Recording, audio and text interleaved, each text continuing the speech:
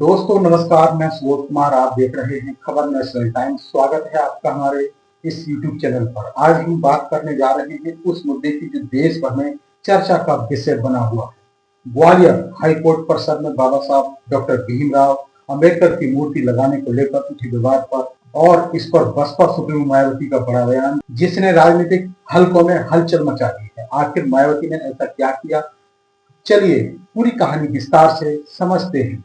सबसे पहले समझते हैं कि ग्वालियर हाई कोर्ट में क्या हुआ। हाल ही में मध्य प्रदेश हाई कोर्ट की ग्वालियर बेंच में एक याचिका दाखिल की गई, जिसमें मांग की गई थी कि कोर्ट परिसर में बाबा साहेब अम्बेडकर की मूर्ति लगाई जाए।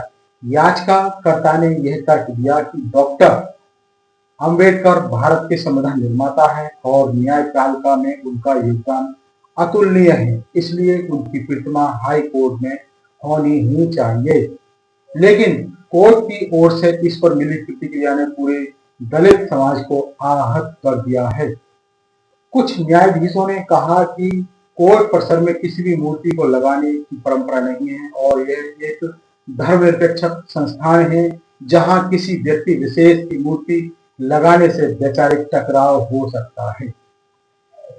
इस फैसले के खिलाफ ग्वालियर समेत पूरे मध्य प्रदेश में दलित संगठनों ने विरोध प्रदर्शन शुरू कर दिया है। महाबोधि आंदोलन से जुड़े कार्यकर्ताओं ने धरना दिया। सोशल मीडिया पर बवाल, बाबा साहब को न्याय दो ट्रेंड करने लगा। उनका कहना था कि ये सिर्फ मूर्ति की बात नहीं है, बल्कि पहचान, सम्मान और इतिहास को स्वीकार करने की लड़ाई है। इसी बीच बहुजन समाज पार्टी की राष्ट्रीय अध्यक्ष और पूर्व मुख्यमंत्री मायावती मैदान में उतरकर आई। उन्होंने प्रेस कॉन्फ्रेंस कर एक बड़ा बयान दिया। उन्होंने अपनी पोस्ट में कहा, मध्य प्रदेश हाईकोर्ट खंडपीठ ग्वालियर में अधिवक्ताओं की मांग व उन्हीं के आर्थिक सहयोग से परम पूज्य बाबा साहब डॉक्टर भीमराव अंबेडकर की मूर्ति लगाने की अनुमति माननीय कोर्ट द्वारा दी गई तथा कोर्ट के निर्देशन में ही स्थान का चयन एवं चबूतरा बनाया गया व मूर्ति भी बनकर तैयार हो गई। उन्होंने आगे कहा, किंतु जातिवादी सोच से ग्रसित अधिवक्ताओं द्वारा मूर्ति स्थापना का विरोध किया जा रहा है। सोशल मीडिया पर भड़काऊ वक्तव्यों के बावजूद इन पर कार्रवाई नहीं की गई। बाबा साहेब के विरोधियों को यह समझना होगा कि सदियों से उपेक्षित बहुजन समाज अब अपना सम्मान पाना चाहता है। और वहीं बसपा सुप्रीमो मायावती ने आगे कहा कि मध्य प्रदेश के माननीय राज्यपाल, माननीय उच्च न्यायालय तथा माननीय मुख्यमंत्री जी भी मूर्ति लगाने में आ रही बाधाओं को दूर करके तत्काल उच्च न्यायालय खंडपीठ ग्वालियर में संविधान निर्माता भारत रत्न बाबा साहेब डॉक्टर भीमराव अंबेडकर की मूर्ति को सम्मान पूर्वक स्थापित कराएं। यह अनुरोध मायावती के इस बयान ने इस मुद्दे को राष्ट्रीय स्तर पर चर्चा का विषय बना दिया।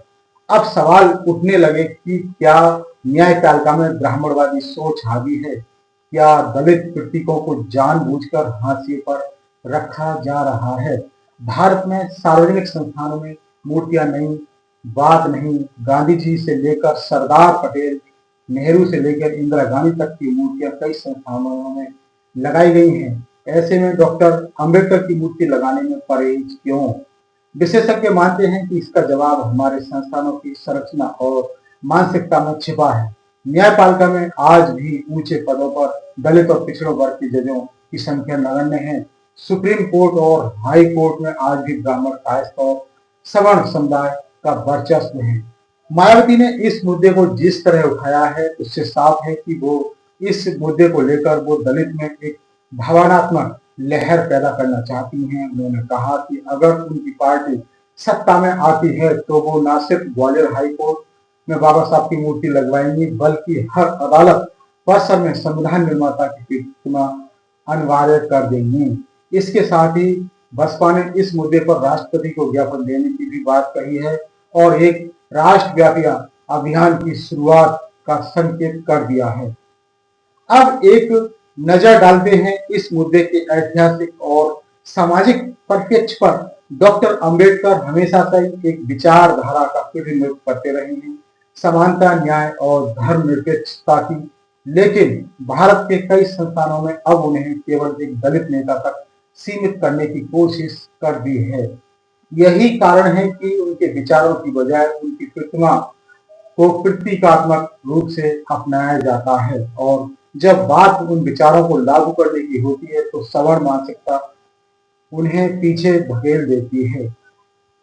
ग्वालियर हाई कोर्ट का यह मामला भी उसी सोच का हिस्सा है जहां संविधान की रक्षा करने वाला संस्थान उसके निर्माता की प्रतिमा को स्थापित करने से डरता है। तो दोस्तों, यह है पूरा मामला एक मूर्ति से जुड़ा हुआ, लेकिन असल में यह लड़ाई है पहचान की, सम्मान की और न्याय की। मायावती के इस बयान ने इस संघर्ष को एक नया राजनीतिक आयाम दे दिया है। अब देखने वाली बात यह होगी कि क्या सुप्रीम कोर्ट इस मामले में हस्तक्षेप करेगा, क्या ग्वालियर हाई कोर्ट अपना रुख बदलेगा और क्या आने वाले चुनावों में यह मुद्दा बसपा के लिए एक बड़ा वोट बैंक तैयार करेगा। आपको क्या लगता है, क्या बाबा साहब की मूर्ति हाई कोर्ट परिसर में लगनी चाहिए? क्या न्यायपालिका को अपने भीतर झांकने की जरूरत है? हमें कमेंट में जरूर बताइए। और यदि आपको ये वीडियो अच्छा लगा हो तो लाइक और शेयर करें। ऐसे ही विश्लेषण के लिए हमारे चैनल को सब्सक्राइब करना ना भूलें। जय संविधान, जय भारत, धन्यवाद।